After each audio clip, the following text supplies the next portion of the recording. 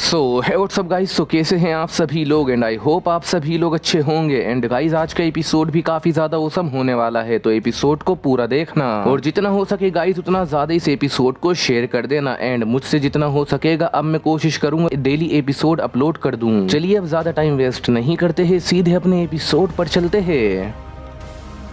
तो अब ऐश अपने पिकाचू से कहते हुए होता है थंडर लाइटनिंग ब्लास्ट का यूज करो। तो एकदम ऐश का पिकाचू अपने थंडर लाइटनिंग ब्लास्ट का यूज कर देता है। इस अटैक को देखकर पोकेमोन मास्टर रेश कहते हैं थंडर एक्स तुम भी जल्दी से किल आउट थंडर कैन का यूज करो। तो एकदम थंडर एक्स भी अपने किल आउट थंडर कैन का यूज कर देता है। इस अटैक के अंदर किल आउट थंडरिक पावर होती है। उसके बाद इन दोनों पोकेमोन के अटैक में क्लैश हो जाता है और ये क्लैश काफी ज्यादा जबरदस्त होता है। दोनों पोकेमोन को अनबीटेबल डैमेज मिल जाता है, लेकिन तभी ऐश अपने पिकाचू को उसके प्रीमियम फॉर्म पर इवॉल्व कर देता है। प्रीमियम फॉर्म पर इवॉल्व होने के बाद पिकाचू अपने वोल्ट टैकल से थंडर एक्स को मार देता है। तो थंडर एक्स इस अटैक की वजह से पीछे घिसट जाता है, लेकिन ये देखकर पोकेमोन मास्टर रेश भी काफी रेज में आ जाते हैं और अपने थंडर एक्स को मेगा इवॉल्व कर देते हैं और कहते हैं अपने थंडर विंग्स किल आउट का यूज करो। मेगा इवॉल्व होने के बाद थंडर एक्स के विंग भी आ जाते हैं। तो थंडर एक्स अपने विंग किल आउट का यूज कर देता है। इस अटैक से बचने के लिए ऐश केचम अपने पिकाचू को थंडर बी ब्लास्ट के लिए कह देता है। तो एकदम पिकाचू अपना एक काफी ज्यादा बेहतरीन सा थंडर बोल्ट जिसमें इलेक्ट्रिक बी पावर होती है, it means billion of thunderbolts की पावर होती है, वो अटैक कर देता है। लेकिन इसके बावजूद भी पिकाचू को थंडर एक्स का अटैक रोकने में काफी ज्यादा दिक्कत हो जाती है और थंडर एक्स का अटैक पिकाचू को लग जाता है। जिसके बाद यहाँ पर काफी ज्यादा बड़ा ब्लास्ट होता है और पिकाचू को जबरदस्त डैमेज मिल जाता है। तो ये देख कर ऐश केचम हैरान हो जाता है, बट ये देख कर ऐश केचम कहता है पिकाचू तुम ये कर सकते हो, तुम उसे हरा सकते हो, चलो उठ जाओ। तो किसी तरीके से पिकाचू जख्मी हालत में बैटल करने के लिए खड़ा हो जाता है। उसके बाद ऐश केचम अपने पिकाचू के साथ बॉन्ड मर्ज होता है, दोनों कनेक्ट हो जाते हैं, पिकाचू बॉन्ड इवॉल्व हो जाता है। बट ऐश का पिकाचू अभी भी यहाँ पर नहीं रुकता। ऐश का पिकाचू बॉन्ड एवोल्यूशन की लेवल 50 पर आ जाता है, जिसके बाद ऐश केचम अपने पिकाचू के साथ कर देता है अब तक का सबसे स्ट्रॉन्ग जी मूव। जिसके बाद पिकाचू अपना जी मूव करता है और ये देखकर फिर पोकेमोन मास्टर रेश भी अपने थंडर एक्स से इन volt charge billion volt attack करवा देते हैं और फिर एक टकराव के साथ इन दोनों पोकेमोन के अटैक में क्लैश हो जाता है, जिससे पूरा स्टेडियम हिल जाता है। सब लोग हैरान हो जाते हैं। कमेंटेटर भी अनाउंस कर रहा होता है बैटल फील्ड में इतना ज्यादा आतंक मचा हुआ है कि कुछ भी देखना नामुमकिन सा लग रहा है। दोनों तरफ के ही ट्रेनर लाजवाब है और देखने वाली बात होगी कि कौन सा पोकेमोन जीतेगा और क्या पोकेमोन मास्टर ही बने रहेंगे पोकेमोन मास्टर, या फिर ये नौजवान लड़का जिसका नाम है ऐश केचम और जो आता है पहले टाउन से, ये बनेगा नया पोकेमोन मास्टर। सारी ऑडियंस भी चीयर कर रही होती है। जिसके बाद बैटल फील्ड में देखने के लिए मिलता है कि ऐश के पिकाचू को और पोकेमोन मास्टर रेश के थंडर एक्स को जबरदस्त डैमेज मिल चुका होता है। दोनों पोकेमोन की हालत खराब होती है। दोनों पोकेमोन बैटल फील्ड में लड़ खड़ा रहे होते हैं और काफी मुश्किल से खड़े हो पा रहे होते हैं, बट ऐश और पोकेमोन मास्टर दोनों ही रेज में होते हैं। बट तभी सीन शिफ्ट हो जाता है। हम लियोन को देखते हैं जो कि अपने हो के साथ मिलकर सेंटेरियोन का सामना कर रहा होता है।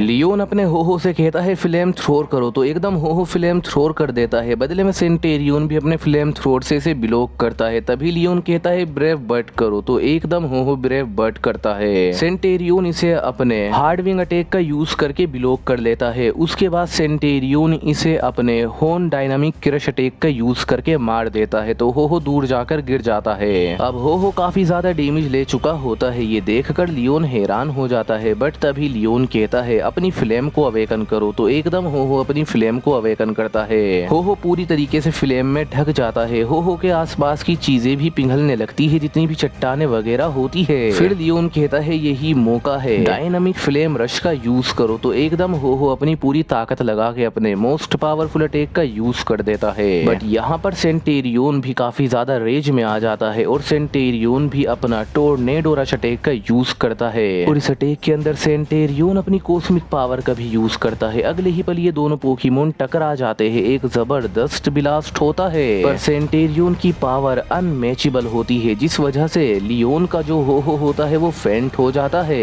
लियोन ये देखकर हैरान हो जाता है कि आखिर सेंटेरियन कितना ज्यादा पावरफुल है। लियोन पूरी तरीके से अब थक चुका होता है, लेकिन सेंटेरियन अभी भी जम के खड़ा होता है और वो बिल्कुल भी थका हुआ नहीं लग रहा होता है। तो लियोन को इतना ज्यादा गुस्सा आ जाता है कि लियोन अपने दांतों को भींचने लगता है। देन लियोन अपने पोकेमोन को रिटर्न बुला लेता है और फिर लियोन गुस्से से सेंटेरियन की ओर देखता है, बट सेंटेरियन एक मुस्कुराहट देता है। अब सेंटेरियन कहता है, लियोन तुम मुझे कभी नहीं पकड़ पाओगे, यहाँ से लौट जाओ नहीं तो मारे जाओगे।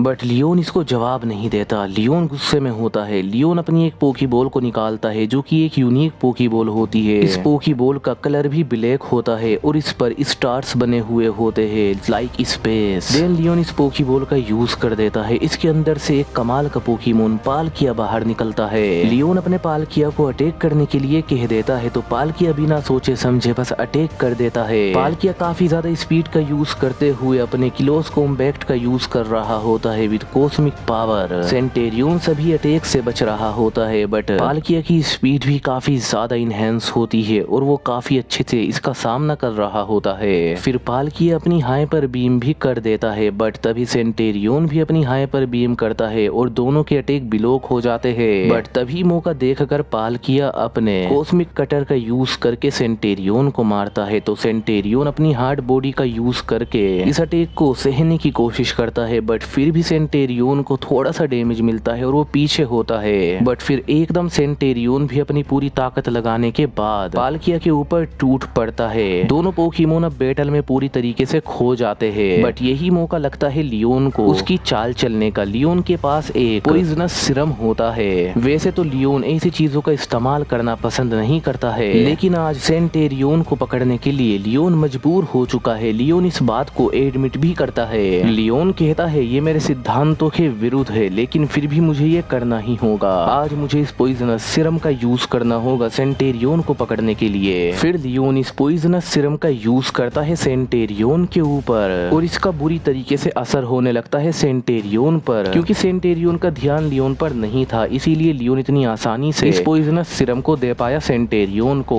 अब बैटल के बीच में ही सेंटेरियन धीरे धीरे थकने लगता है और पालकिया सेंटेरियन पर हावी होने लगता है। बट फिर भी सेंटेरियन में बहुत ताकत होती है और सेंटेरियन पालकिया को बहुत बुरी तरीके से पीट देता है और अधमरा भी कर देता है। लेकिन ये देखकर लियोन को और ज्यादा गुस्सा आ जाता है, तो लियोन अपने बाकी के पोकेमोन को भी बाहर निकालता है। अभी तक उसने जितने भी पोकेमोन यूज करे और नहीं करे हैं, लियोन अपने रिलाबूम को निकाल देता है, उसे भी जाइगेंटा मैक्स कर देता है। लियोन दोबारा से अपने हो को निकालता है। लियोन अपने चारीजार्ड को भी निकाल लेता है और लियोन अपने एक कमाल के लेजेंडरी पोकेमोन एंटे को भी बाहर निकालता है। उसके बाद लियोन अपने इन सभी पोकेमोन को अटैक करने के लिए कहता है एक साथ, वो भी इनके मोस्ट पावरफुल अटैक्स। तो हो भी अपना मोस्ट पावरफुल अटैक कर देता है। चारीजार्ड भी अपनी बची कुछ ताकत से अपना मोस्ट पावरफुल अटैक कर देता है। पालकिया भी अपना मोस्ट पावरफुल अटैक कर देता है। रिलाबूम भी अपना मोस्ट पावरफुल अटैक करता है। एंटे भी अपना मोस्ट पावरफुल अटैक करता है। इतने सारे अटैक्स मिक्स हो जाते हैं और एक काफी हाई इंटेंसिव अटैक का रूप ले लेते हैं। सेंटेरियन पहले से भी पॉइजनस सिरम के असर में था, उसके अंदर ताकत नहीं बची हुई थी, लेकिन ये फिर भी अपने सोलार बस्ट कैनन का यूज करता है जिसमें कॉस्मिक पावर भरी हुई होती है। देन अचानक से ही दोनों तरफ के पोकेमोन्स के अटैक्स में क्लैश हो जाता है। लियोन के पोकेमोन की पावर्स काफी ज्यादा इंप्रेसिव होती है। सेंटेरियन इतनी बुरी हालत में भी इनका सामना कर रहा होता है, इनके अटैक को पीछे धकेल रहा होता है। बट फिर सेंटेरियन पर पॉइजन का काफी ज्यादा बुरा असर होता है और वो बढ़ जाता है, तो फिर सेंटेरियन की पावर कम हो जाती है। लियोन्स के सभी पोकेमोन के अटैक्स सेंटेरियन को लग जाते हैं। ब्लास्ट हो जाता है यहाँ पर काफी जबरदस्त, लेकिन इस ब्लास्ट को सहते हुए ही सेंटेरियन कहता है मैं इतनी आसानी से हार नहीं मानूंगा। सेंटेरियन लिटरली ब्लास्ट के बीच में होता है, वो झुलस रहा होता है, लेकिन फिर भी सेंटेरियन अपने कॉस्मिक कैनन का यूज करता है और ये कॉस्मिक कैनन लियोन के सभी पोकेमोन को लग जाती है। तो यहाँ पर एक कॉस्मिक ब्लास्ट भी हो जाता है और जब ये अटैक्स खत्म होते हैं तो हमें देखने के लिए मिलता है कि सेंटेरियन भी नीचे गिरा हुआ होता है और लियोन के तो सभी पोकेमोन फेंट होते हैं, वो एकदम बेहोश हो जाते हैं, लेकिन सेंटेरियन में अभी भी ताकत होती है। वो घिसट रहा होता है और घिसटते घिसटते कह रहा होता है मैं ऐसे हार नहीं मानूंगा। लियोन सेंटेरियन की ऐसी पावर देखकर काफी ज्यादा हैरान रह जाता है, लेकिन लियोन फिर अपनी मास्टर बॉल का यूज करता है और सेंटेरियन को कैच कर लेता है। लियोन को काफी ज्यादा खुशी तो होती है, लेकिन वो इस खुशी को दिखा नहीं पाता क्योंकि ये बैटल काफी ज्यादा टफ थी, जिसमें लियोन के उसूल, उसके सिद्धांत भी टूट गए। लियोन अपने सभी पोकेमोन को भी रिटर्न बुलाकर यहाँ से निकल जाता है, बट तभी सीन शिफ्ट हो जाता है। एश और पोकेमोन मास्टर रेश दोनों के पोकेमोन थके हुए होते हैं, बट एश इतनी ज्यादा आसानी से हार नहीं मानना चाहता। एश अपनी पूरी ओरा पावर का यूज करता है और पिकाचू भी अपनी ओरा पावर का यूज करता है। दोनों पोकेमोन कनेक्ट हो जाते हैं एंड देन अचानक से ही पिकाचू बॉन्ड एवोल्यूशन की लेवल 100 पर आ जाता है। ये देखकर पोकेमोन मास्टर रेश हैरान हो जाते हैं, बट रेश कहते हैं मैं भी इतनी आसानी से हार नहीं मानूंगा, क्योंकि पोकेमोन मास्टर रेश भी अपने थंडर एक्स को मेगा एवोल्यूशन की लेवल 100 पर लाते हैं। बट अब ये आर और पार की बैटल है, दोनों ही ट्रेनर तैयार है एक अटैक से इस बैटल को खत्म करने के लिए। तभी पिकाचू को कुछ होने लगता है। पिकाचू के अंदर से येलो थंडर की जगह ब्लैक थंडर निकलने लगता है। पिकाचू ब्लैक थंडर को प्रोड्यूस कर रहा होता है, जिसे डार्क थंडर कहते हैं। ये देखकर सब लोग शॉक हो जाते हैं। स्टेडियम में बैठी हुई सारी ऑडियंस, एश के कंपेनियन, एश के पेरेंट्स, कमेंटेटर, यहाँ तक कि पोकेमोन मास्टर रेश भी एंड खुद एश भी हैरान हो जाता है, क्योंकि ये ब्लैक थंडर है और ये कोई छोटी मोटी बात नहीं है। एश कहता है ये क्या हो रहा है, मेरा पोकेमोन ब्लैक थंडर को प्रोड्यूस कर रहा है। पोकेमोन मास्टर रेश कहते हैं एश के चम ये काफी रेयर बात है, आज तुमने वो अचीव करा है जो कोई अचीव नहीं कर सका। पोकेमोन की हिस्ट्री में आज तक ब्लैक थंडर को सिर्फ एक ट्रेनर ही अचीव कर पाया था, और वो ट्रेनर भी इतिहास के पन्नों में कहीं गायब हो चुका है, उसका नाम तक नहीं पता, और आज तुमने ये करा है। एश कहता है क्या सच में, क्या ये इतना पावरफुल है? एश अपने पोकेमोन को अटैक करने के लिए कहता है। पिकाचू रोर करता है, पिकाचू की पूरी बॉडी ब्लैक थंडर में आ जाती है। पिकाचू भागने लगता है। पिकाचू पूरी तरीके से ब्लैक थंडर में आकर एक जाइंट ब्लैक ड्रैगन का रूप ले लेता है, जो कि बुरी तरीके से ब्लैक थंडर में चमक रहा होता है। इस अटैक को देखकर पोकेमोन मास्टर रेश की आंखें फटी रह जाती है, बट तभी फिर पोकेमोन मास्टर रेश भी अपने पोकेमोन को थंडर यूनिकॉर्न रश अटैक करने के लिए कहते हैं, तो एकदम थंडर एक्स भी अपना थंडर यूनिकॉर्न रश कर देता है। अगले ही सेकंड में दोनों पोकेमोन टकरा जाते हैं, बट पिकाचू का ये ब्लैक ड्रैगन इतना पावरफुल होता है कि अटैक जब टकराते हैं तो ऐसा लग रहा होता है जैसे कि पिकाचू का ये black thunder dragon thunder x को खा रहा हो। और यहाँ पर एक जबरदस्त टकराव होता है। दोनों ही पोकेमोन की पावर इनक्रेडिबल होती है, हर किसी की आंखें फटी की फटी रह जाती है। एश और पोकेमोन मास्टर बस इस बैटल को देखते रह जाते हैं। एश कहता है मेरे पिकाचू चलो तुम ये कर सकते हो, अपनी नई पावर से खत्म करो इसे। एंड बस गाइज आज के एपिसोड में तो इतना ही, एंड आई होप आपको ये पसंद आया होगा। So don't forget to like share and subscribe. And guys जितना हो सके उतना ज्यादा इस एपिसोड को शेयर कर दीजिए प्लीज।